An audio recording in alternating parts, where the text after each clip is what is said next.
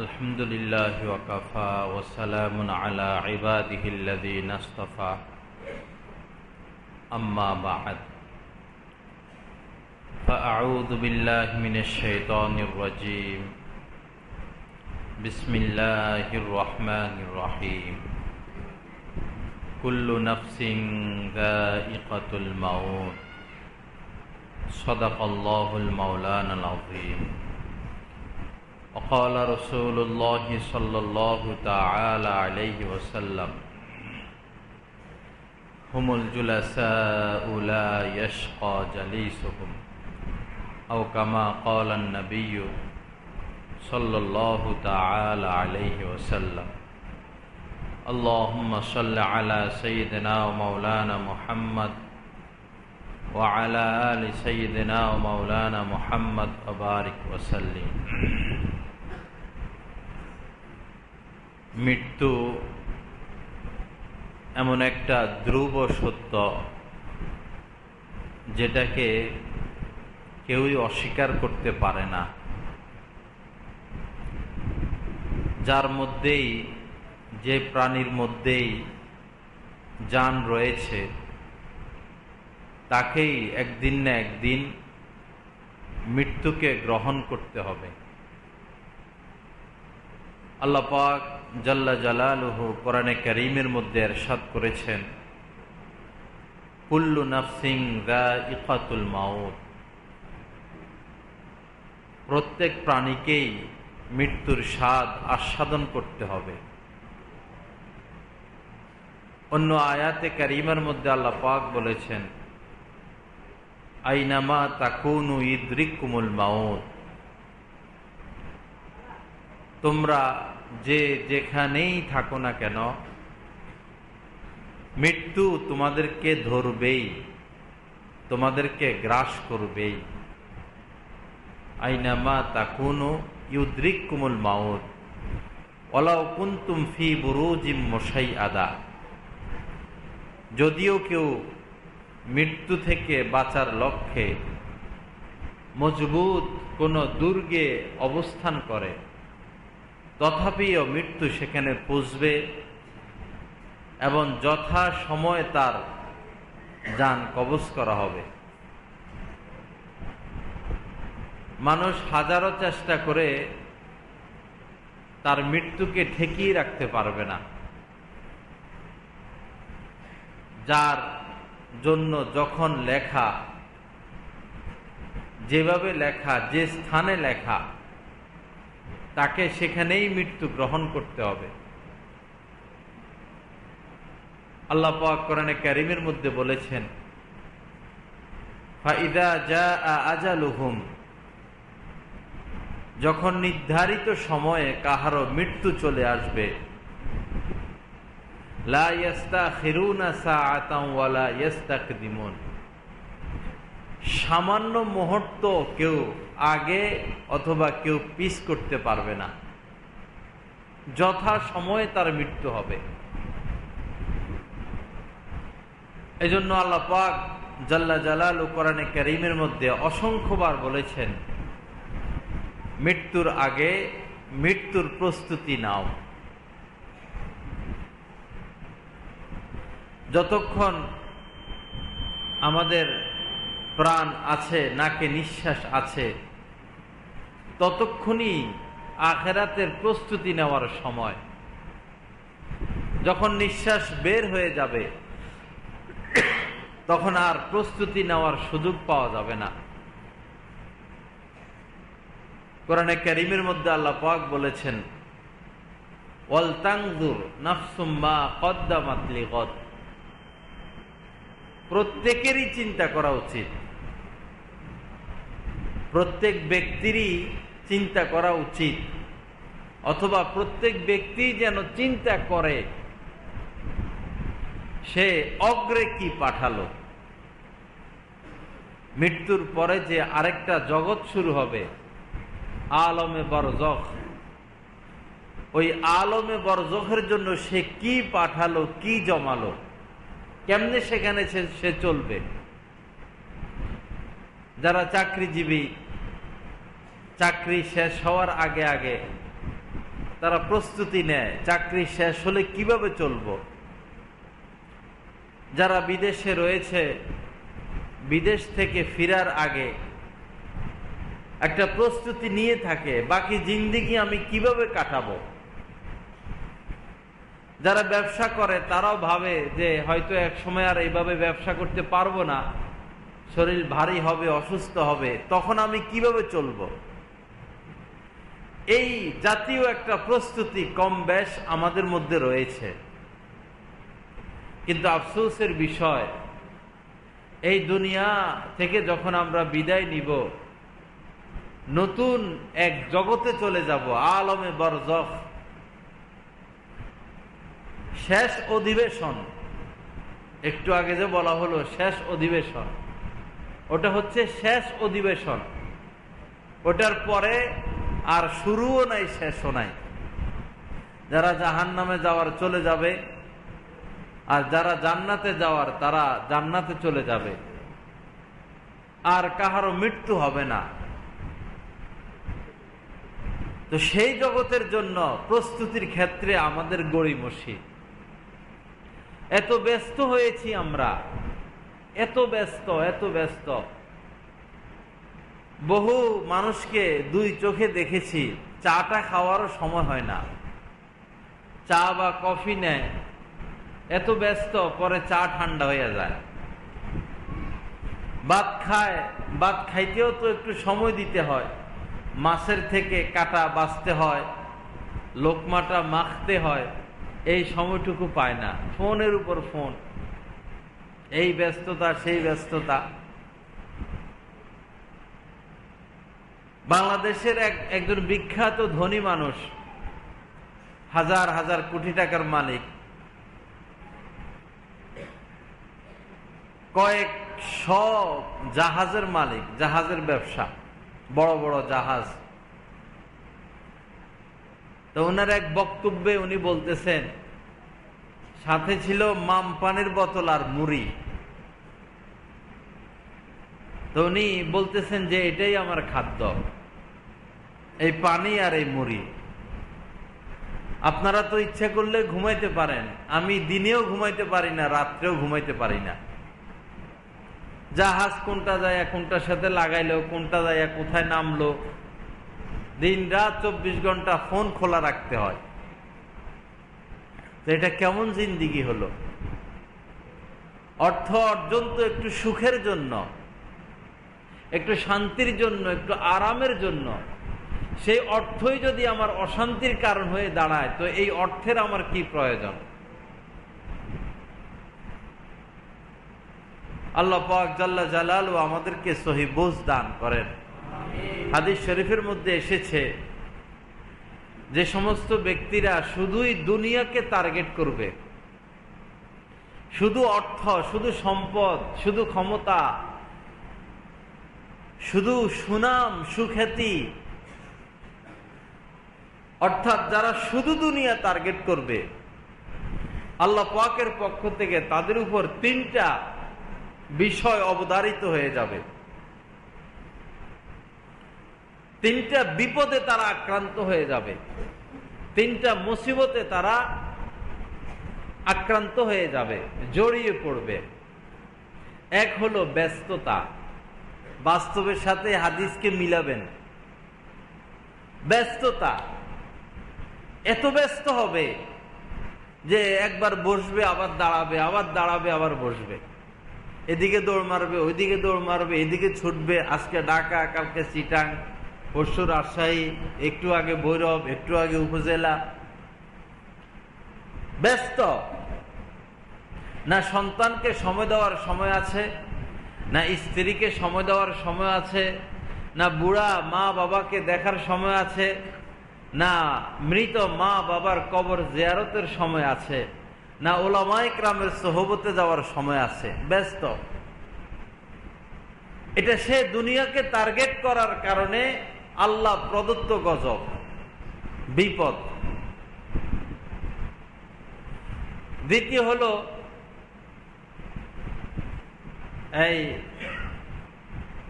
তৃতীয় হলো দারিদ্রতার ভয়। দারিদ্রতার ভয়। এই লোকটা যত সম্পদের মালিক হোক, 1 লাখ, 1 কোটি, 1000 কোটি, 10,000 কোটি, মিলিয়ন, বিলিয়ন, ট্রিলিয়ন, যত সম্পদের মালিক হোক, গোপনে একটু জিজ্ঞেস করবেন তার ভিতরে এখনো দারিদ্রতার ভয়। হায় কখন গরিব হয়ে যায়, হায় কখন গরিব হয়ে যায়, কখন আমার সম্পদ শেষ হয়ে যায়, কখন আমি রাস্তার ফকির হয়ে যাই।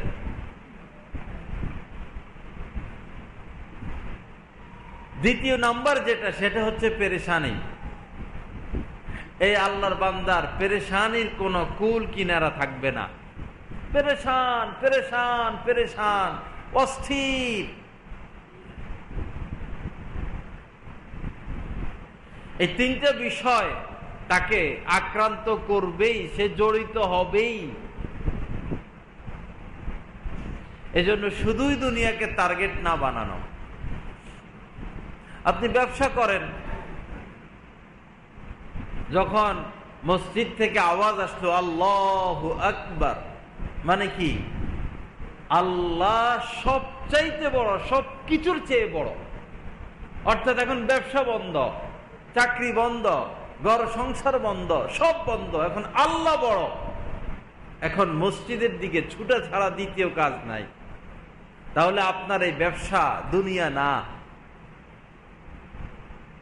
আম্মা জান আয়েশা সিদ্দিকা রাদিয়াল্লাহু তাআলা আনহা বলেছেন যে আল্লাহ রাসূল আমাদের সাথেই থাকতেন, স্বামী সুলভ আচরণ করতেন।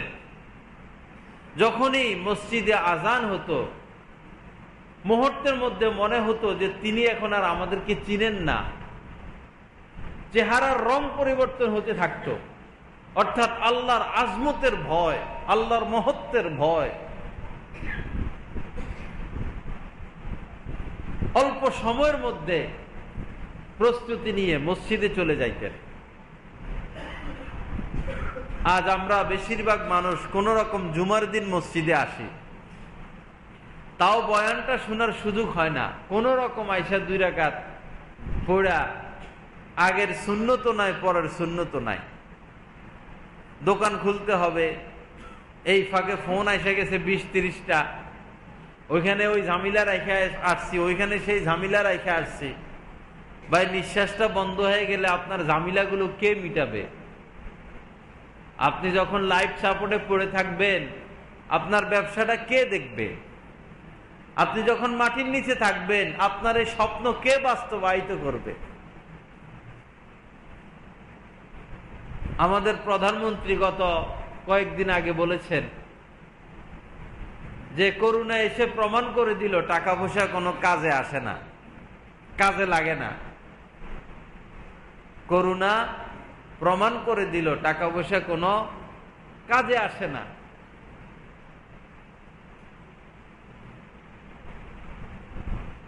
এজন্য আল্লাহর সাথে সম্পর্ক বাড়ানো। আমাদের ভৈরবেরই এক বিশেষ ধনী মানুষ করোনায় আক্রান্ত হলেন, নিঃশ্বাস নিতে পারেন না, খুব কষ্ট, অনেক কষ্টে নিঃশ্বাস নেন আর অনেক কষ্টে নিঃশ্বাস ছাড়েন। জীবন মৃত্যুর মধ্যখানে তার জিন্দেগি। পরে ঢাকা শহর হাসপাতালকে হাসপাতাল ছুটতেছে প্রাইভেট কার নিয়ে, একটা সিট নি পাওয়া যায় কোথায়।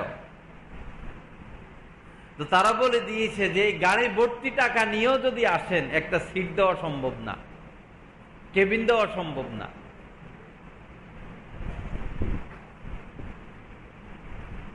তো টাকা কোন কাজে আসলো? এজন্য বাবা, লোভকে সামলানো। বেশি লোভ ভালো না, লোভে পাপ, পাপে মৃত্যু। স্কুল কলেজে যারা আমরা পড়াশোনা করেছি, ভাব সম্প্রসারণ পড়েছি আমরা। অর্থ অনর্থের মূল, অর্থ অনর্থের মূল। অর্থের লোভেই মানুষ অবৈধভাবে ক্ষমতা দখল করে বসে থাকে। অর্থের লোভেই মানুষ ক্ষমতা লোভী হয়। অর্থের লোভে মানুষ মানুষকে হত্যা করে। অর্থের জন্যই দুই ভাইয়ের মধ্যে কোনো মহব্বত নাই, মিল নাই। অর্থের কারণেই ভাইয়েরা বোনদের উপর জুলুম করে, মেরাজ দিতে চায় না। অর্থের কারণেই চাচা আর ভাতিজার মধ্যে সম্পর্ক নষ্ট। অর্থের কারণেই মানুষ মুহূর্তে মুহূর্তে ঈমান বিক্রি করে দেয়। আল্লাহ রাসূল বলেছেন, এমন জামানা আসবে সকালবেলায় মুমিন, বিকাল বেলায় সে কাফের, সন্ধ্যায় সে কাফের হয়ে যাবে। সন্ধ্যায় সে ঈমান গ্রহণ করবে, হয়তো সকাল সকাল আবার সে কাফের হয়ে যাবে।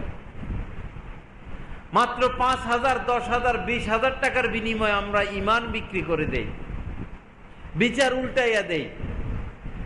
বিচার আসে যে অমুকে অমুক অপরাধ করছে, আমার উপর অমুক ব্যক্তি জুলুম করছে। যার কাছে বিচার চাইলো, যে জুলুম করছে জালেম, সে যদি গোপনে গোপনে 10,000, 20,000 দিয়ে দিতে পারে, বিচার তার পক্ষে। তো এই 20,000 টাকার বিনিময়ে সে তার ঈমানকে বিক্রি করে দিল। অথচ যে 20,000 টাকা গ্রহণ করলো, হয়তো সে 20 কোটি টাকার মালিক।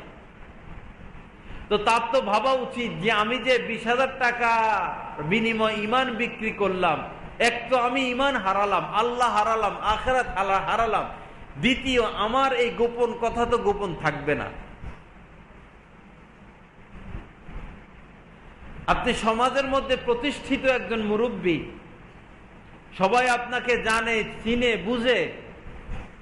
আপনি যদি এই বিচারের ক্ষেত্রে, বিচার নিষ্পত্তির ক্ষেত্রে চুরি করেন, ঘুষ খান, আপনি কি মানুষ? আপনার সম্মানটা কতটুকু রক্ষা হলো?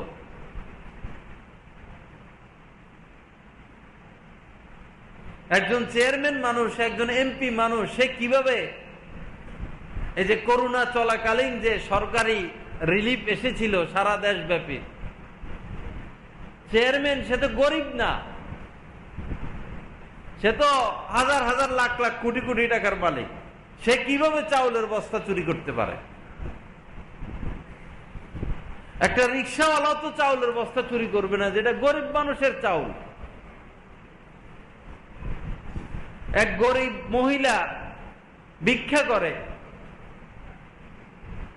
মহিলা ভিক্ষুক, ভিক্ষা করে করে কিছু টাকা জমাইলো।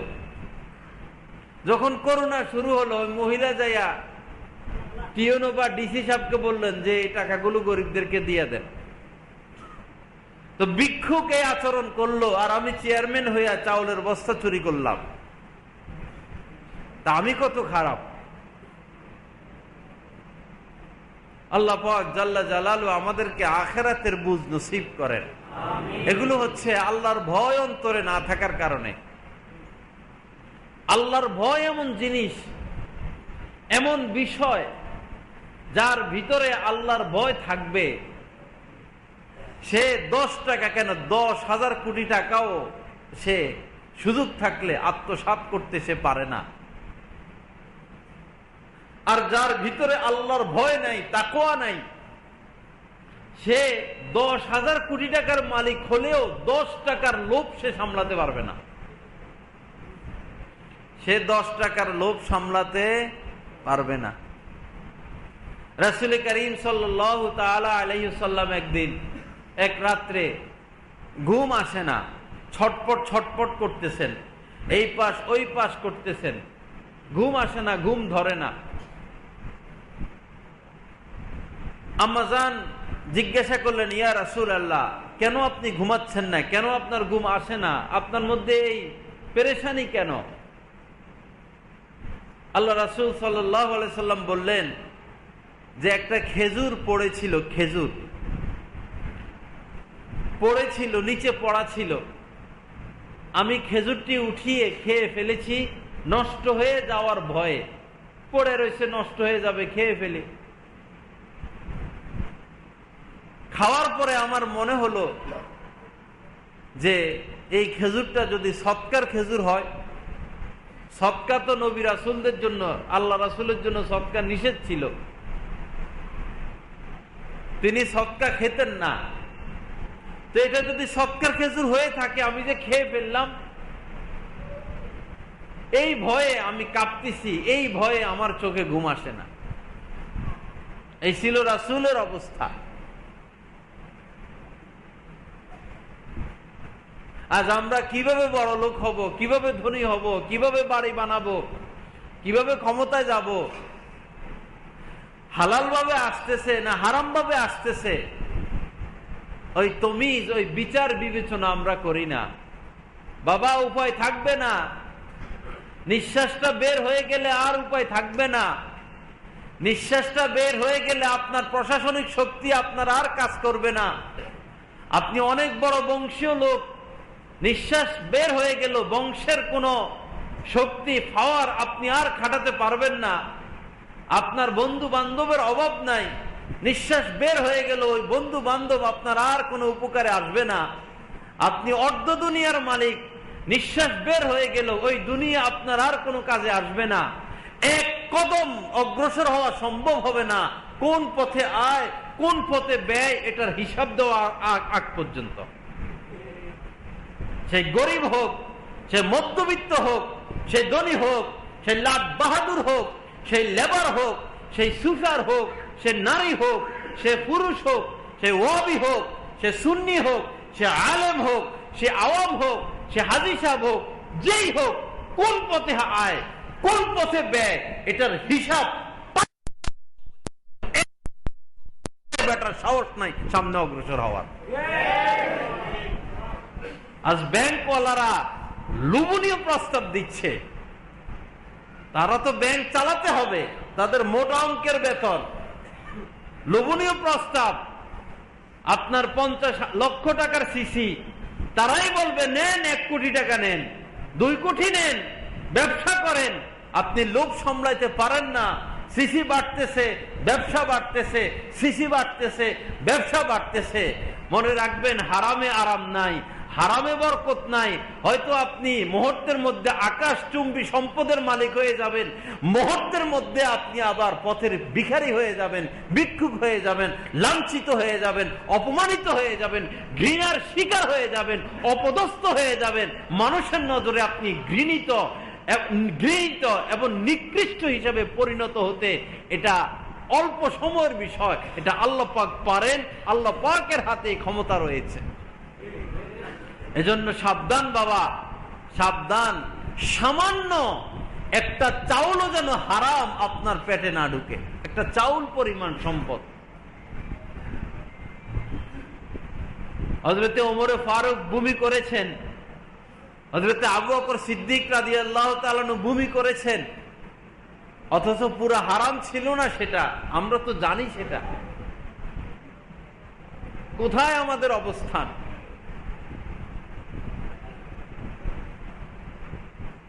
লা ইয়াদখুলুল জান্নাতা লাহমুন নাবাতা মিনাস সুহতি। স্পষ্ট কথা আল্লাহ রাসূল বলেছেন, যেই দেহ বৃদ্ধি পাবে, লালিত পালিত হবে,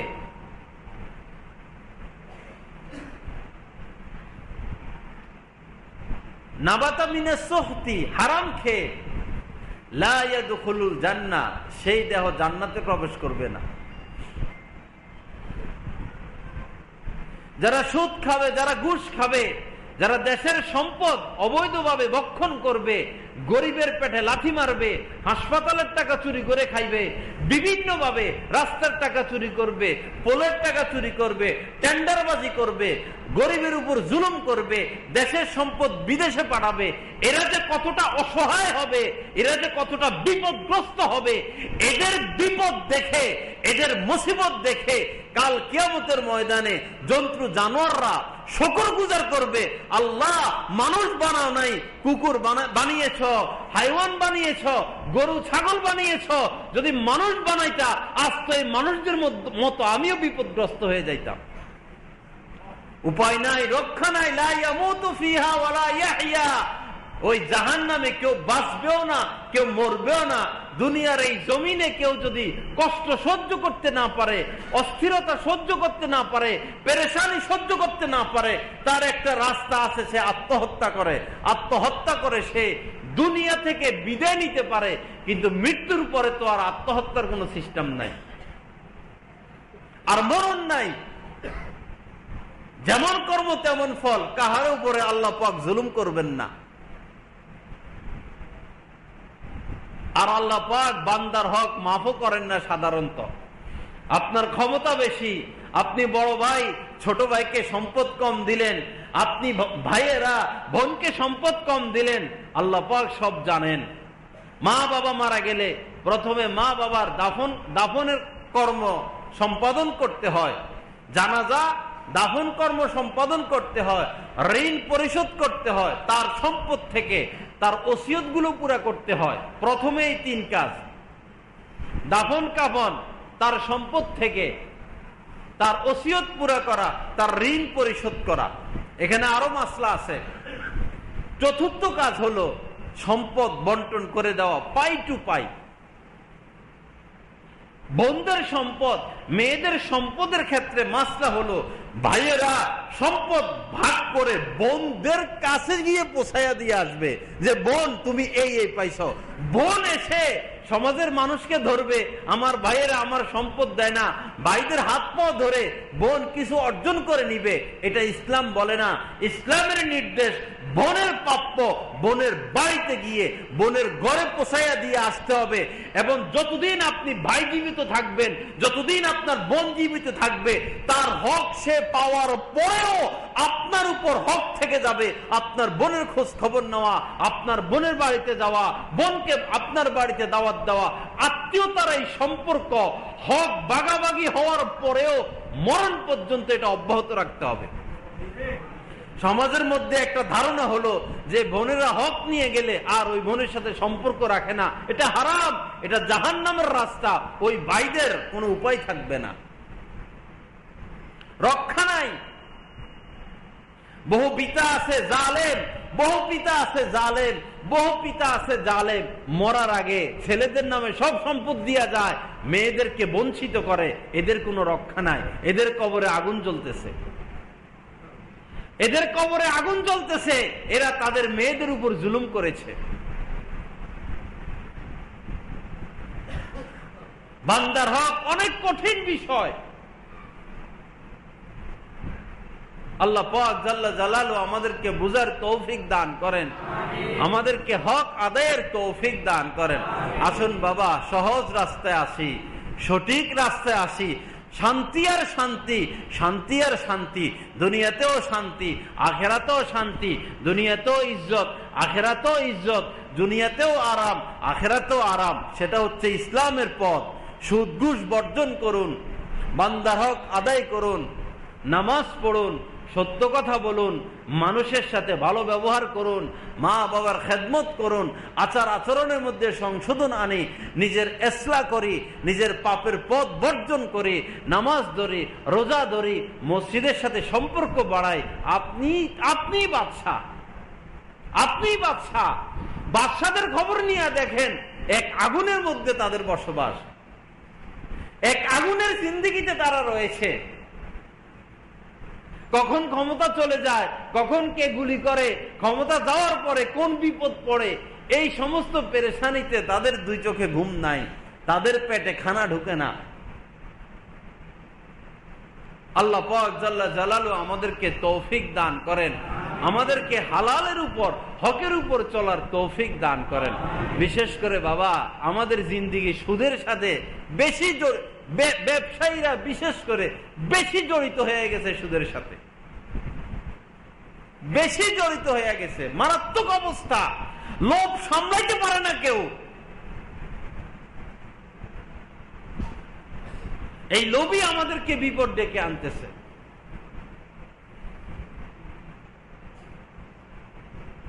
আল্লাহ পাক আমাদেরকে হেফাজত করেন, আল্লাহ হেফাজত করেন, আল্লাহ হেফাজত করেন। এক লুবির কাহিনী মনে পড়ল। আগের জামানায় এক লুবি ছিল, ইহুদি। যাকাত সে দিত না, কোন গরিবের হাতে 2টা টাকা সে দিতে পারত না। দিনই পথে খরচ করতে তার কলিজা কেঁপে উঠত। সম্পদ জমাইতে জমাইতে এত সম্পদ রাখবে কই, পরে মাটির নিচে গোডাউন খুলছে। এখন দেখেন না কয়দিন পরে পরে ধরা পড়ে মাটির নিচ থেকে সিন্দুক বাইরে সব 1000 টাকার বান্ডিল।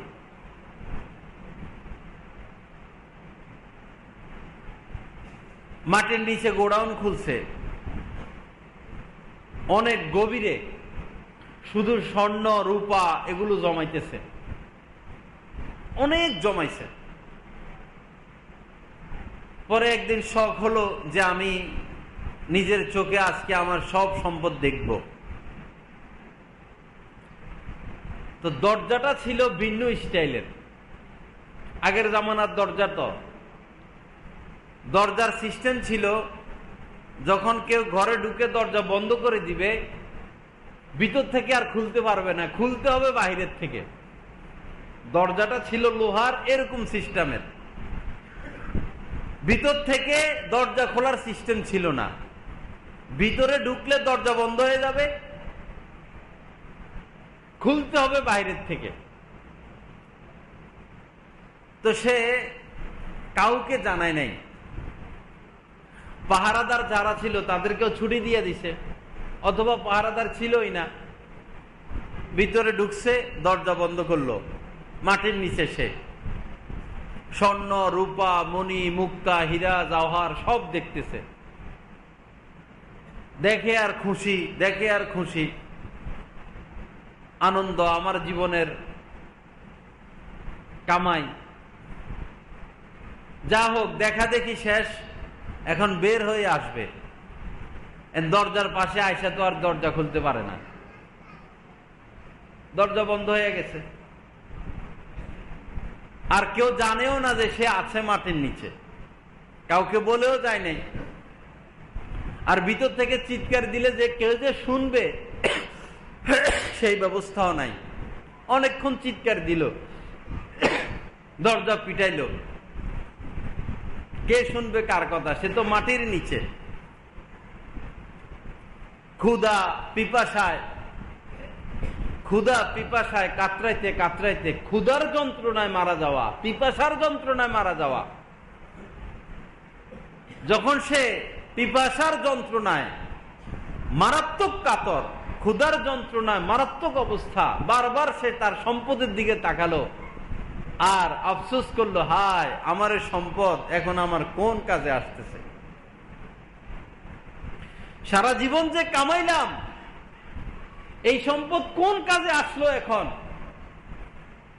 আর আমার তো এখন এমন কোন অবস্থাও নাই যে এগুলো আমি আল্লাহর রাস্তায় সদকা করব, দান করব। আমি এখানে মরলে তো পরে আমার সন্তানরা এসে লাশ বাইর করবে, সম্পদ ভাগাভাগি করবে, দান করার তো সিস্টেম নাই। ওই আফসোস আর পরিতাপ করতে করতে, ওই কষ্ট যন্ত্রণা ভোগ করতে করতে সে দুনিয়া থেকে বিদায় নিল। আমরা যারা শুধুই ছুটতেছি, শুধু ছুটাছুটি, ঘুম থেকে উঠা ঘুম যাওয়ার আগ পর্যন্ত শুধুই দৌড়ের উপর আছি। এই স্বপ্ন বাস্তবায়ন করতে হবে, ওই স্বপ্ন বাস্তবায়ন করতে হবে, ওই স্বপ্ন বাস্তবায়ন করতে হবে। ভাই, মানুষের স্বপ্ন এত বেশি, মানুষের স্বপ্ন এত বেশি। আল্লাহ পাক যদি কাউকে কিয়ামত পর্যন্ত হায়াত দেন আর দুনিয়া পরিমাণ হীরা জওহরের মালিকও বানাইয়া দেন, তারপরও এই লোকের স্বপ্ন বাস্তবায়ন হবে না। লাউ কানা লিবনে আদম ওয়াদিআনে মিন মাল লাবতাগাহু সালিস। আল্লাহ রাসূল বলেছেন, বনি আদমকে যদি মালের, স্বর্ণের, রূপার, হীরার দুইটা পাহাড়ের মালিক বানাই দেওয়া হয়, এই বনি আদম কোনো মানুষ বসে থাকবে না, এই কথা চিন্তা করবে না, দুইটা স্বর্ণের মালিক তো হয়েছি, পাহাড়, দুইটা স্বর্ণের পাহাড়ের মালিক হয়েছি, এবার তসবিহ ধরি, এবার জিকির আজকার করি, এবার আলেমদের সোহবতে যাই, এবার ইসলাম বয়ান শুনি, এবার তাবলীগে একটু সময় দেই, হজে যাই, উমরায় যাই। এখন তার ধান্দা হলো তৃতীয় আরেকটা পাহাড়ের মালিক কিভাবে হওয়া যায়। এর নাম বনি আদম। এজন্য একটু ব্রেক ধরা চাই, নিজের জিন্দিগির উপর ব্রেক ধরা চাই। ভাবা উচিত, এখন যদি মরে গেলাম, এই মুহূর্তে যদি মরে যাই, আমার অর্জন কি, আমার সম্পদ কি, কি নিয়ে যাব? আল্লাহ পাক বলবেন, কি আনছ? আমাকে দেখাও কি আনছো আমার জন্য, কি দেখাবো।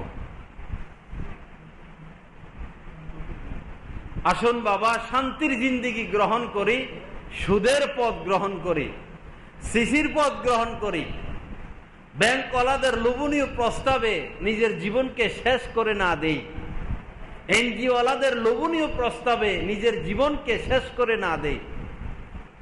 এক ম্যানেজার সাহেব বলেছেন যে হুজুর, সিসি নিতে আমরা দেখি, কিন্তু সিসির ঋণ পরিশোধ করে মরতে খুব কম লোককে দেখি। সিসি তো নেই, সুযোগ আছে, সিসির ঋণ পরিশোধ করে মরতে খুব কম লোক দেখা যায়। আমাদের কমলপুর মাদ্রাসার আশপাশের এক লোক সিসি নীতি নিতে 70 লাখ পর্যন্ত নিল। ব্যবসায় শুধু মার খায়, শুধু মার খায়, পরে মারা গেল।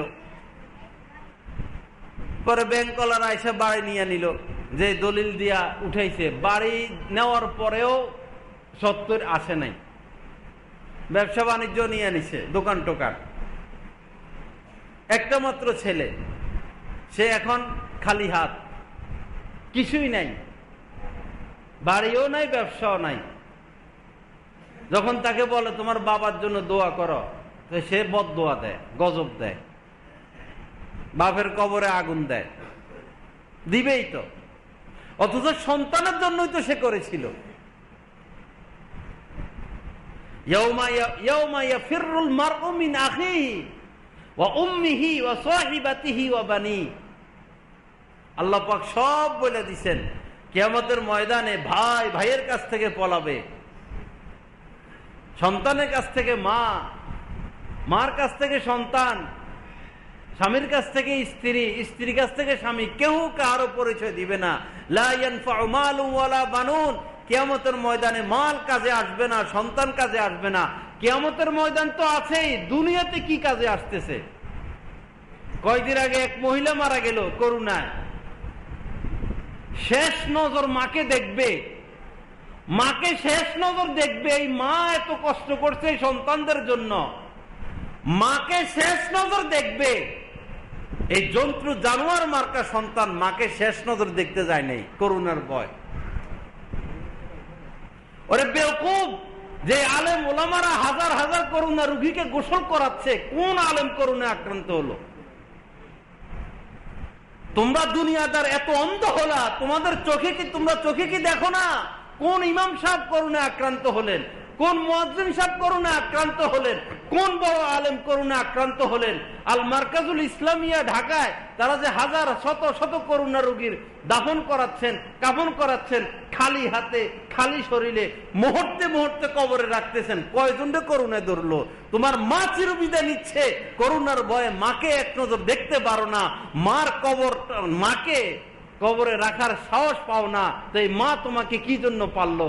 আর মাকে প্রশ্ন, এরকম বেঈমান সন্তান কি জন্য তুমি পাললা? সন্তান সন্তান সন্তান সন্তান সন্তান কি খাবে, সন্তান কিভাবে চলবে, আমি মরে গেলে আমার সন্তানদের কি হবে? আপনি আপনার কথা চিন্তা করেন, আপনি মরলে আপনার কি হবে? আপনার সন্তানের রিজিকের দায়িত্ব আপনার উপর নয়, আপনার সন্তানের রিজিকের দায়িত্ব আল্লাহ পাকের উপরে। ওমা মিন দাব্বাতিন ফিল আরদি ইল্লা আলাল্লাহি রিজকুহা। আল্লাহ পাক রিজিকের দায়িত্ব নিয়ে নিয়েছেন। সারা পৃথিবীর যত মাখলুকাত আছে, সব বিচ্ছু, বাঘ, হরিণ, ব্যাঙ, মানুষ সহ, জিন সহ সকলের রিজিকের দায়িত্ব আল্লাহ পাকের।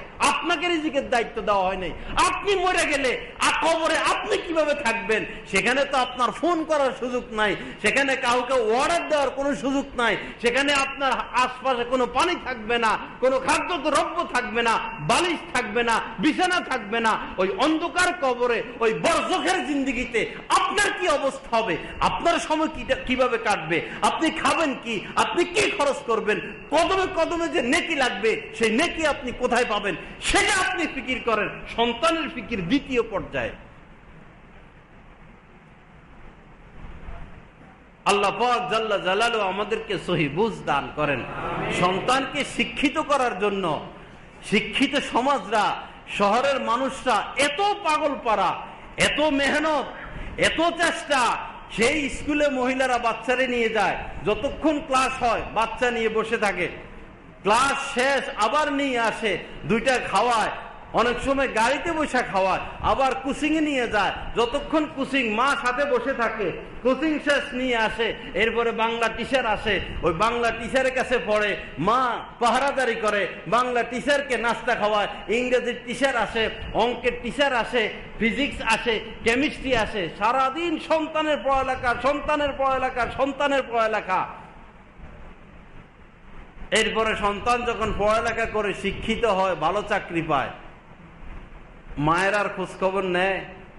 ওই সন্তান তো আবার তার সন্তান নিয়ে পেরেশান হয়ে গেছে।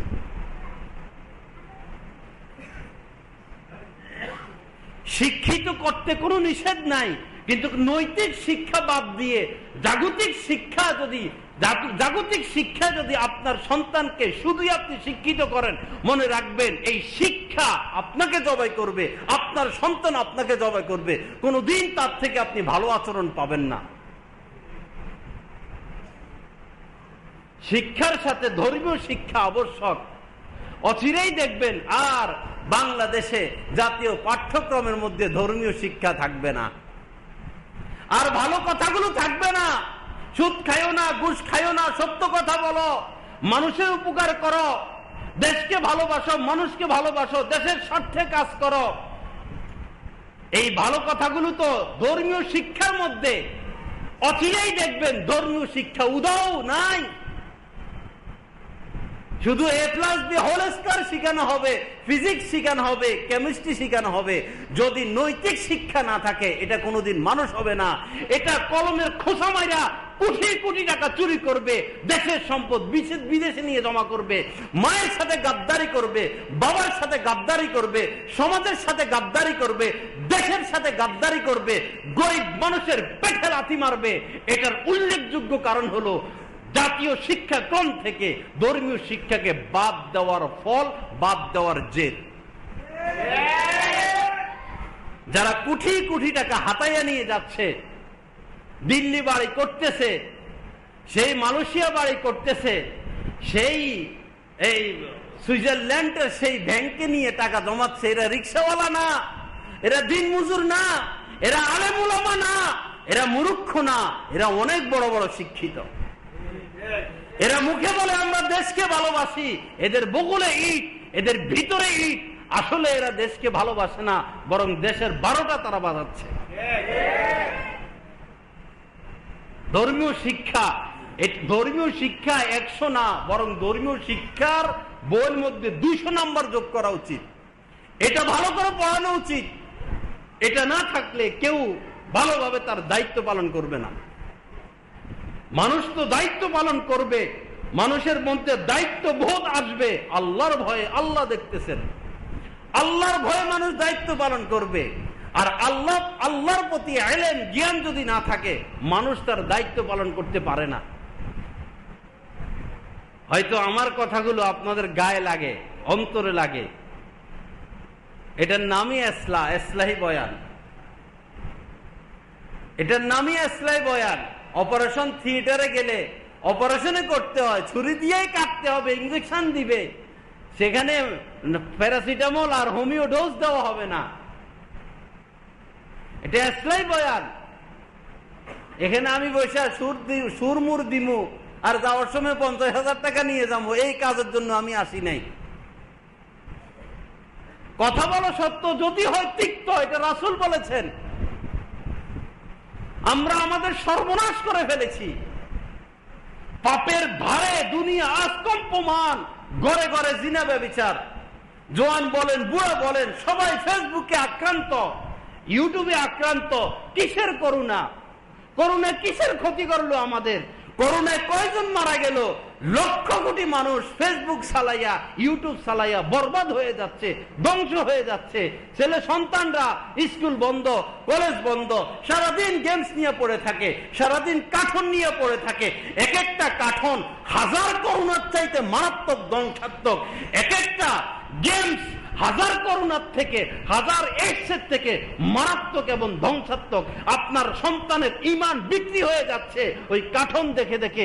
আপনার সন্তান ভিডিও গেমস খেলতে খেলতে তার মন মানসিকতা নষ্ট, তার মস্তিষ্ক নষ্ট, তার রুচি নষ্ট, তার ব্রেন বিকৃত হয়ে যাচ্ছে, তার জীবন ধ্বংস হয়ে যাচ্ছে। আপনি বাবার খবর নাই, আপনি বুড়া পেকে গেছে, আপনার অর্ধেক কবরে চলে গেল, এখনো আপনার টাচ মোবাইলের প্রতি লোভ আক্রান্ত, এখনো আপনি সংবাদ শুনে নিয়ে আক্রান্ত। আপনারই তো নিজের এসলা নাই, আপনার ভিতরে তো ভয় নাই।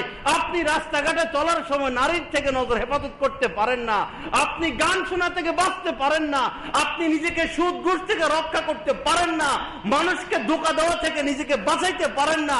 আল্লাহর সাথে আপনি ধোঁকাবাজি করতেছেন, রাসূলের সাথে ধোঁকাবাজি করতেছেন, জনতার সাথে ধোঁকাবাজি করতেছেন, নিজের সাথে ধোঁকাবাজি করতেছেন। আপনার সন্তান কি বাইজিদ বুস্তামি হবে? আপনার সন্তান তো ইয়াজিদ হবে, এমন ইয়াজিদ হবে যার ধ্বংসের ছবল সর্বপ্রথম আপনাকে ভোগ করতে হবে। আসুন ভালো মানুষ হই, ভালো মানুষ হই, ভালো মানুষ হই, অপকর্ম ছেড়ে দেই, পাপের কাজ ছেড়ে দেই। পাপ বাপকে ছাড়ে না, পাপ বাপকে ছাড়ে না। যত গোপনে মানুষ পাপ করুক, এটার জের আছে, এটার ক্ষতি আছে, এটার ক্ষতি আপনি মর্মে মর্মে, কর্মে কর্মে, মুহূর্তে মুহূর্তে আপনি অনুভব করতে থাকবেন। নারুল্লাহিল মুকাদা, আল্লাহ পাক কোরআনে কারীমের মধ্যে বলেছেন, আল্লাহ পাকের জ্বালানো আগুন, প্রজ্বলিত আগুন। মৃত্যুর পরে পাপের কারণে যে আগুনে জ্বালানো হবে, সেই আগুনে দেহ জ্বলবে, সেই আগুনে আত্মা জ্বলবে, দেহ জ্বলতে থাকবে। আর দুনিয়াতে পাপের কারণে যে আগুন, ওই আগুনের কারণে অন্তর জ্বলতে থাকবে। আপনার অন্তরে শান্তি নাই, আপনার মনে শান্তি নাই, আপনি পেরেশান, আপনি অস্থির, আপনি এক আগুনের মধ্যে বসবাস করতেছেন। আপনি ভাইবে দেখেন না আপনি কত কষ্টে আছেন। এটা পাপের আগুন, পাপের ফল।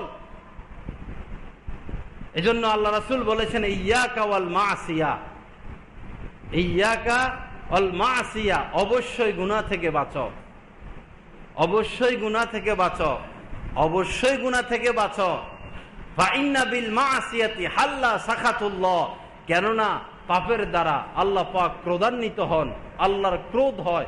আল্লাহ পাক ক্রোধান্বিত হওয়ার উদ্দেশ্য হলো যে আল্লাহ পাক তার উপর গজব নাজিল করেন, সে বিপদগ্রস্ত হয়ে যায়, এমন ফিতনায় সে পড়ে, এমন বিপদে পড়ে, এমন সমস্যায় পড়ে, সে আর রক্ষা হতে পারে না, উদ্ধার হতে পারে না, ফিরে আসতে পারে না। আল্লাহ পাক আমাদেরকে সমস্ত পাপ বর্জন করার তৌফিক দান করেন। বিশেষ করে বাবা, নজরকে হেফাজত করা, নজরকে হেফাজত করা, দিলকে হেফাজত করা, গীবত থেকে বাঁচা, হালাল খাওয়া, হালাল খাওয়া, হালাল খাওয়া। আপনি হালাল খাইবেন, আপনার ওই খাদ্য আপনারে দিনের দিকে টানবে, মসজিদের দিকে টানবে, ভালো কাজের দিকে টানবে, ভালো কর্মের দিকে টানবে। আপনি হারাম খাবেন, ওই হারাম খাদ্য আপনাকে পাপের দিকে টানবে। সন্তান কেন মানুষ হয় না? সন্তান কেন কথা শুনে না? সন্তান কেন বেপথে চলে যাচ্ছে? সন্তান কেন খারাপ পথে চলে যাচ্ছে? স্ত্রী কেন কথা শুনে না? স্ত্রী কেন রাস্তায় রাস্তায় ঘুরে? স্ত্রী কেন কথায় কথায় স্বামীকে কষ্ট দেয়? আরে আপনার উপর তো ওয়াজিব ছিল, আপনার উপর ওয়াজিব আপনার স্ত্রীকে হালাল খাওয়ানো, আপনার সন্তানকে হালাল খাওয়ানো। আপনি বুকে হাত দিয়ে বলেন, আপনি আল্লাহর ঘরে বসে বলেন, আপনার সন্তান ভূমিষ্ঠ হওয়ার পর থেকে আজ পর্যন্ত সন্তানের জন্য যত খরচ করেছেন 100% হালাল ছিল কিনা? যদি 100% হালাল থাকে, আপনার এই সন্তান মানুষের বাচ্চা হবে, সে বাইজিদ বুস্তামি হবে, সে জুনায়েদ বাগদাদি হবে, সে মানুষের মতো মানুষ হবে। আর আপনার সন্তানের রিজিকের ক্ষেত্রে যদি আপনি অবৈধ পথ অবলম্বন করেন, সুদ ঘুষের পথ অবলম্বন করেন, হারাম খাবান, তো সে তো হারাম আচরণই করবে, সে তো খারাপ আচরণই করবে, সে আপনার সাথে দুর্ব্যবহার করবে, সমাজের মানুষের সাথে দুর্ব্যবহার করবে, আল্লাহর হুকুমও মানবে না, আপনার হুকুমও মানবে না, কারণ তার রিজিক খারাপ। গাড়িতে দিতে হবে অকটেন, দিয়েছেন কেরোসিন তেল, দিতে হবে অকটেন পেট্রোল, দিয়েছেন কেরোসিন তেল, গাড়ি চলবে?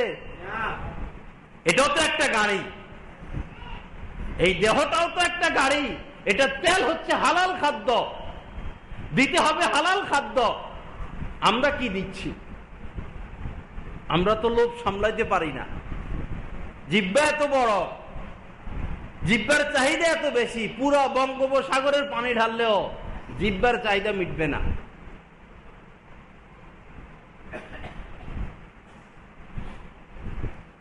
এক বাদশা এক গরিব মানুষের উপর খুশি হয়েছিল। আগের কালের বাদশারা পাগলা মার্কা ছিল অনেকে। গরিব মানুষের উপর খুশি হয়েছে, পরে ওই গরিব মানুষের বলল যে আগামীকাল সকাল থেকে যত দূর তুমি হাইটে যাইতে পারবা বা দৌড়ে যাইতে পারবা অত দূর তোমার নামে আমি লিখে দিব। এখন গণবসতি, ওই সময় মাইলকে মাইল খালি ছিল। এত খুশি হয়েছে বাদশা ওই গরিব মানুষের উপরে যে যত দূর তুমি যাইতে পারো সকাল থেকে সন্ধ্যা পর্যন্ত যত মাইল যাইতে পারো অত মাইল তোমার নামে লিখে দিব। এই লোক এই কথা শুনে রাত্রে কি আর ঘুমাইছে? ঘুমও নাই, খানাও নাই, কখন সকাল হবে আর হাঁটা শুরু হবে। যাই হোক, পরে সকাল হলো, হাঁটা শুরু হলো।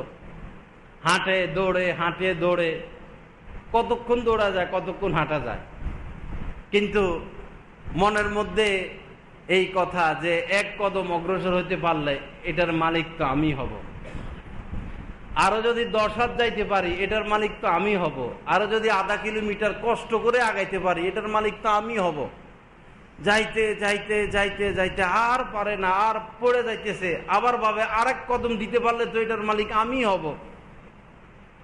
সেম আমাদের মতো আর কি, বয়স 60 পার হয়ে গেছে, এখনো সকাল থেকে সন্ধ্যা ব্যবসা, গীবত শেখায়েত ইউটিউব, গীবত শেখায়েত ফেসবুক, সম্পদ আর সম্পদ। 60 পার হয়েছে, 70 পার হয়েছে। এক লোক 70 উপরে বয়স, করোনা আক্রান্ত হইল, এরপরে সুস্থ হয়েছে। তার তো উচিত ছিল আল্লাহমুখী হওয়া, সে এখনো আগের থেকে গতি আরো বাড়ছে। কোন দিন মরে যায়, 1000 কোটি টাকার উপরে মালিক, টেনশন এটা কোন দিন মরে যায়, আরো কিছু করে লই। আহা, মানুষের বুঝ, মানুষের বুঝ। পরে এই লোক তো আর হাঁটতে পারে না, তাও মনের সান্ত্বনা দেয়, আর এক কদম যাইতে পারলে তো এটার মালিক আমি হব। আর পারে না, আর পারে না, তাও এক কদম 2 কদম, আর পারে না, পড়ে যায় 1 কদম 2 কদম। পরে লাস্টে ঠাস করে পড়ছে আর ঠাস করে মরছে। পড়লো আর মরলো, না দুনিয়া পাইলো না আখিরাত পাইলো। হাজী খন্দকার গোলাপ সাহেব, আমার জানা মতে উনি উনার সম্পদের পাই টু পাই জাকাত আদায় করতেন। ভৈরব সহ এই পাশের থানায় অসংখ্য মাদ্রাসায় উনার জাকাতের টাকা যাইত, ঢাকা পর্যন্ত।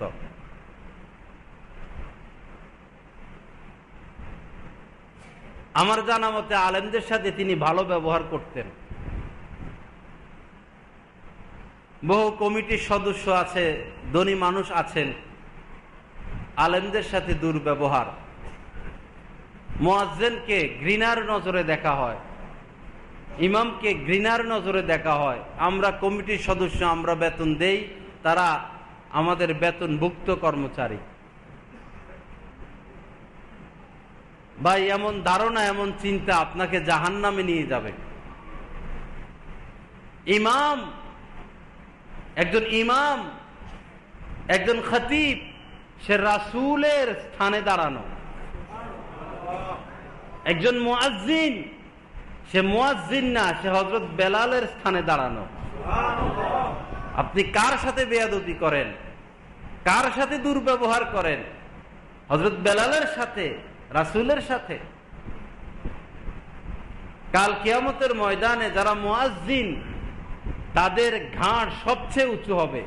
ঘাড় উঁচু হওয়ার উদ্দেশ্য হলো তারা সবচেয়ে বেশি সম্মানিত হবে, কারণ তারা 5 ওয়াক্ত মানুষকে আল্লাহর দিকে, ফরজ কাজের দিকে আহ্বান করেছেন।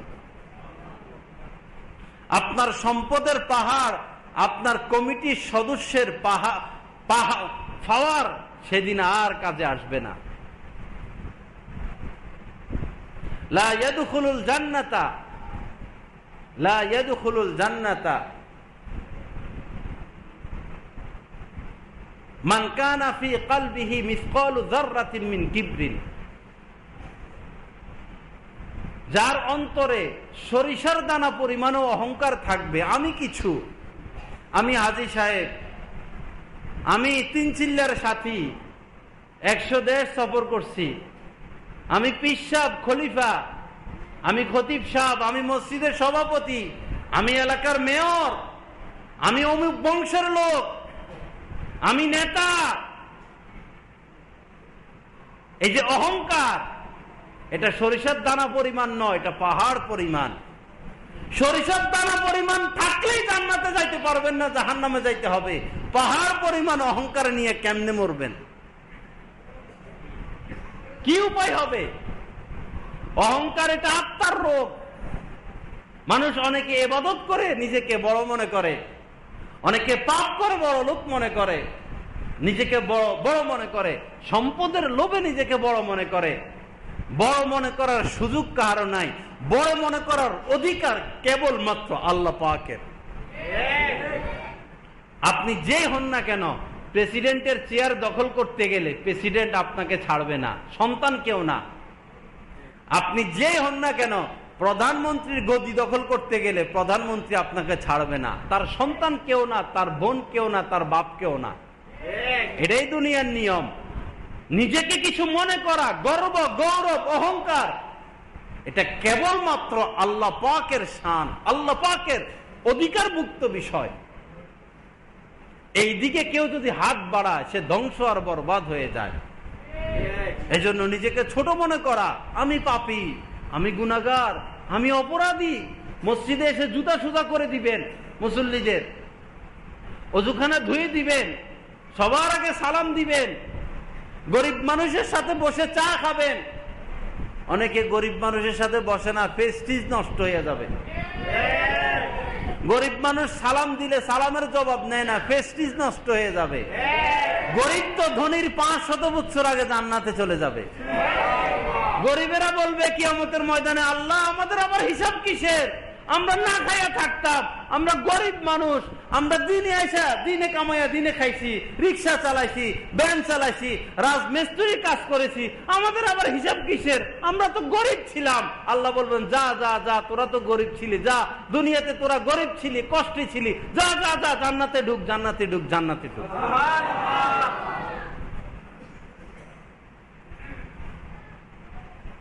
ধনীদেরও ভয় নাই, ধনীদেরও ভয় নাই। ধনীদের হাসর হবে নবীদের সাথে, ধনীদের হাসর হবে সিদ্দিকদের সাথে, ধনীদের হাসর হবে শহীদদের সাথে। ধনীরা আল্লাহর রাসূলের সাথে জান্নাতে থাকতে পারবে, সিদ্দিকদের সাথে জান্নাতে থাকতে পারবে, শর্ত আছে। আত-তাজিরুল আমিনুস সাদুক, দুইটা শর্ত লাগিয়ে দিয়েছেন আল্লাহ পাক। ওই ধনী মানুষ, ওই ব্যবসায়ী মানুষ, তিনি যদি আমিনুন, বিশ্বস্ত হন, আত-তাজিরুল আমিনুস সাদুক, সত্যবাদী হন, 2 গুণ, বিশ্বস্ত, সত্যবাদী। জাপানি কইয়া চায়না ঢুকায় না, বাঙালি কইয়া ইন্ডিয়ান ঢুকায় না। বিশ্বস্ত, সত্যবাদী, এই 2 গুণ যে ব্যবসায়ীর জীবনে থাকবে, তার হাসর হবে, তার জান্নাত হবে সরাসরি রাসূলের সাথে। আল্লাহ রাসূল বলেছেন, তোমরা ব্যবসা করো, ব্যবসা করো, ব্যবসা করো, কারণ আল্লাহ পাক রিজিকের 10 ভাগের 9 ভাগই রেখেছেন ব্যবসার মধ্যে। রাসূল নিজে ব্যবসা করেছেন। ব্যবসা করা দোষ না, কোটিপতি হওয়া দোষ না, কৃপণতার নাম, কৃপণতা হলো দোষণীয় বিষয়। অবৈধ পথে ব্যবসা করা দোষণীয় বিষয়, যাকাত প্রদান না করা দোষণীয় বিষয়। যে যাকাত দিবে, আল্লাহ রাসূল বলেছেন, যে যাকাত দিবে তার সমস্ত সম্পদের জিম্মাদারি আল্লাহর হাতে চলে গেল। তার দোকানে আগুন লাগবে না, সে কোনোদিন দেউলিয়া হবে না, সে কোনোদিন পথের ভিখারি হবে না। তার সম্পদের হেফাজত মর্মে মর্মে আল্লাহ পাক হেফাজত করবেন, কারণ সে যাকাত প্রদান করে। আপনারা খবর নিয়ে দেখেন, ধনী কিন্তু দানবীর, জাকাত দেয়, কাউকে ফিরে না, এদের সম্পদ ধ্বংস হয় না, এদের সম্পদ বাড়তেই থাকে। কাদের মোল্লার খবর নিয়ে দেখেন, কাউকে সে ফিরায় না, তার সম্পদও কমে না। বৈরবে কি ধনী মানুষের অভাব পড়ছে? তো সে নরসিংদী থেকে আসে এখানে কেন 1-2 কোটি টাকা দিয়ে গেল? গরিবে বৈরবে কি সব মরছে? যাক, দেওয়া দূষণীয় না, দিয়ে আমাদেরকে শিক্ষা দিয়েছেন যে তোমাদের মধ্যেও তো কোটিপতি আছে, তোমরাও দাও। দানের দ্বারা কখনো মাল কমে না। মা নাকাসা সাদাকাতুন মিন মাল। আল্লাহর রাসূলের কথা, আল্লাহর রাসূলের বাণী, আল্লাহর রাসূলের হাদিস। পৃথিবী উলট পালট হতে পারে, দিন রাত হতে পারে, রাত দিন হতে পারে, রাসূলের কথার কোনো পরিবর্তন হতে পারে না। রাসূল বলেছেন দানের দ্বারা কোনোদিন মাল কমে না, তবে দান সাধ্য মোতাবেক, অবস্থা অনুযায়ী। আপনি হুজুরে ওয়াজ শুনা যা আছে সব দিয়ে দিবেন, এটাও ইসলাম বলে না। যা আছে সব দিয়া দিবেন, এটাও ইসলাম বলে না। সাধ্য অনুযায়ী দিবেন, বছরে একবার 2.5% দিয়ে দিবেন। আর যখন যারা আসে, যে জরুরত নিয়ে আসে, আপনার সাধ্য অনুযায়ী আপনি দেন, আপনার সম্পদ কোনোদিন কমবে না। আপনি বিপদগ্রস্ত হবেন না, হাসপাতালের বেডিং এ শুয়ে আপনাকে লাখ লাখ টাকা গুনতে হবে না। সকাল করব, কিছু সদকা দিয়ে দিব, সারাদিন আমি আল্লাহর পক্ষ থেকে নিরাপত্তা পেয়ে গেলাম। সকাল সকাল কিছু সদকা, যতটুকু হোক। আজকে সদকা দিলেন, আজকে একই আপনার ইনশাআল্লাহ বড় ধরনের কোনো বিপদ আসবে না। এটা পরীক্ষিত। মারাত্মক বিপদ থেকে মাত্র 5-10 টাকা সদকার উসিলায় আল্লাহ পাক বান্দাকে বাঁচাইয়া দেন। ভাই, এই জামানায় 5-10 টাকা কি? এই জন্য সকাল সকাল সামনে মসজিদ পড়ছে, মাদ্রাসা পড়ছে, গরিব মানুষ পড়ছে, যেই পড়ছে দিয়া দেন। না দিতে পারলে, যে আজকে তো কিছু দিতে পারলাম না, নিয়ত করবেন যখনই সুযোগ হয় 10 টাকা, 20 টাকা, 50 টাকা অবস্থা অনুযায়ী আমি দিয়ে দিব। আপনি বিপদ মুক্ত। বাদিরু বিসসাদাকা ওয়া ইন্নাল বালাআ লা ইয়াতাখাত্তাহা। দ্রুত সদকা করো, দ্রুত দান করো, কারণ বিপদ কখনো সদকাকে টেকিয়ে আগে আসতে পারে না, টপকাইয়া আগে আসতে পারে না। বিপদ কখনো সদকাকে টপকাইয়া আসতে পারে না। সদকা ধাক্কাইয়া ওই বিপদরে তার ঘরে ঢুকাইয়া দিয়ে আসে। সদকার মধ্যে এমন পাওয়ার, দানের মধ্যে এমন পাওয়ার। হযরতে দাউদ আলাইহিস সালাতু ওয়াস সালামের জামানায় উনার সাথে মালাকুল মউতের একটা সম্পর্ক ছিল, ভালো সম্পর্ক, আসা যাওয়া বেশি হতো। তো একদিন মজলিস চলতেছে, মালাকুল মউত আসছেন। তো হযরতে দাউদ আলাইহিস সালাম বললেন যে কি ব্যাপার, কি জন্য আসছেন আজকে? বললো ওই যে যুবক ছেলেটা বসে আছে, কিছুক্ষণের মধ্যে তার জান আমি কবজ করবো, সে মারা যাবে, সুস্থ, মজলিসে বসা, একবারই সুস্থ, ও আর শুনতেছে। পরে মুহূর্তের মধ্যে যুবক ছেলে মজলিস থেকে উঠে গেছে, তার মৃত্যুর সময় ঘনায় গেল। মালাকুল মউত স্থান ত্যাগ করলেন, তার জান কবজ করবে। সে থাবা মারলো জান কবজের জন্য, মাত্র থাবা মারলো, রু বাইর করবে। ওই মুহূর্তে এক ফকির ওই যুবকের দিকে হাত বাড়াইলো, ভাই কিছু সাহায্য করেন। মুহূর্তের মধ্যে আজ মালাকুল মউতের থাবা তার দিকে আসতেছে, আর তার হাত ঢুকতেছে পকেটের দিকে, পকেটের থেকে বাইর করে ওই ফকিরের হাতে দিল। মালাকুল মউত আর হাত বাড়াইতে পারলো না, তার হাত গুটিয়ে নিল। পরের দিন আবার মালাকুল মউত আসলেন, মজলিস চলতেছে। হযরত দাউদ আলাইহিস সালাম বললেন বসা। দেখলেন যে ওই যুবকটা মজলিসে ঠিকই বসা। পরে বললেন কি ব্যাপার, ওর না গতকাল মৃত্যুর কথা ছিল, আপনি আসছিলেন? তো বাইসা গেল, ব্যাপারটা তো বুঝলাম না। পরে বলল যখনই তার জান আমি কবজ করব ওই মুহূর্তে সেই সদকা দিয়ে দিছে, যার কারণে তার হায়াতের মধ্যে বরকত হয়ে গেছে। আল্লাহ পাক জাল্লা জালালু আমাদেরকে মুক্ত হস্তে দান সদকা করার তৌফিক দান করেন। আমাদের ভৈরবের জাকাত তো দেয়, মাশাআল্লাহ জাকাত দেয়। বাংলাদেশের ধনী মানুষদের ঋণ আমরা পরিশোধ করতে পারবো না। হাজার হাজার মাদ্রাসা এই ধনী মানুষদের দানে, ধনী হোক গরিব হোক, এই বাঙালিদের সহযোগিতার দ্বারা হাজার হাজার মাদ্রাসা চলতেছে, হাজার হাজার মসজিদ চলতেছে। অন্যান্য রাষ্ট্রের তুলনায় বাঙালিরা দানের ক্ষেত্রে অনেক অগ্রসর। সৌদি ধরেন, আরব রাষ্ট্রগুলো ধরেন, এই মসজিদ মাদ্রাসা সরকারি খরচেই হয়, ইমামের বেতন, মসজিদের খরচ সরকার চালায়। আমাদের দেশে সম্ভব হয় না, আমাদের দেশের জনসাধারণ এটা বার বহন করে। সেই হিসাবে আমাদের দেশের মানুষ অনেক দানবীর।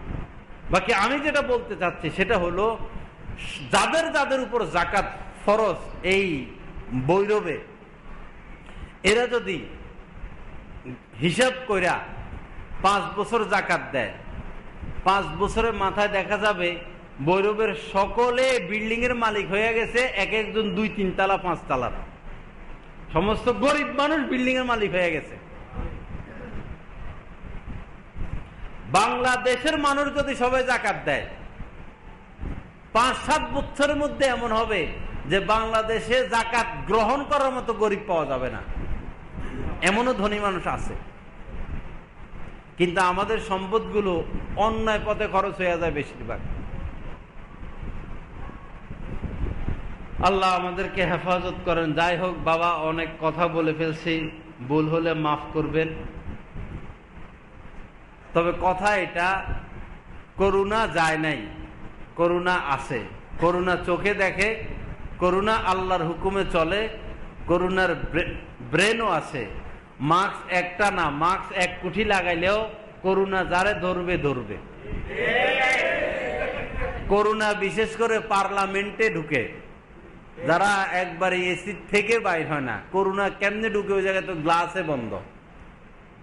আর রিক্সাওয়ালা, গরিব মানুষ, দিন মজুর, ওরা চোখে দেখে, ওরা আল্লাহর হুকুম মানে। ভালো মানুষও আক্রান্ত হচ্ছেন। যখন মহামারী আসে, মহামারী আসলে ভালো মানুষও আক্রান্ত হন আর খারাপ মানুষও আক্রান্ত হন। বাকি মহামারী আসে পাপের কারণে, খারাপ মানুষদের কারণে। সব করোনা রোগী যে খারাপ তা না। এটা যেহেতু মহামারী, এটা ভালো মানুষকেও ধরতে পারে, ধরবে।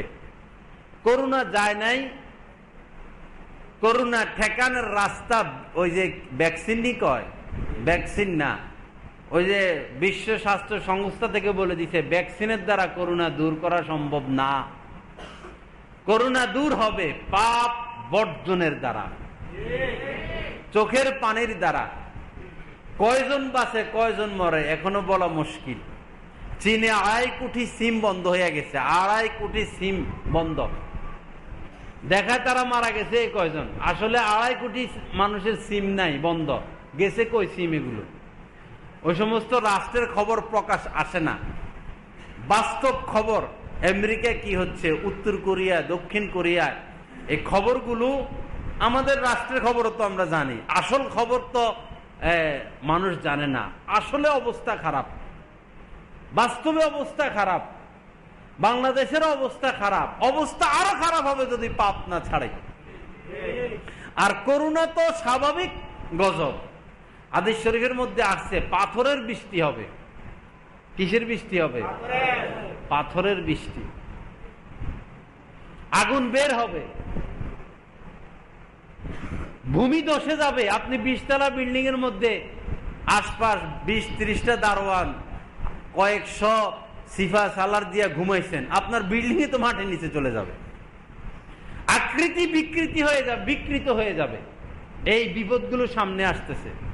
লো হাওয়া আসবে, লো হাওয়া, গরম বাতাস সব জ্বালাইয়া পুড়াইয়া শেষ করে দিবে। লো হাওয়া, বাঁচার রক্ষা নাই, বাঁচার উপায় নাই।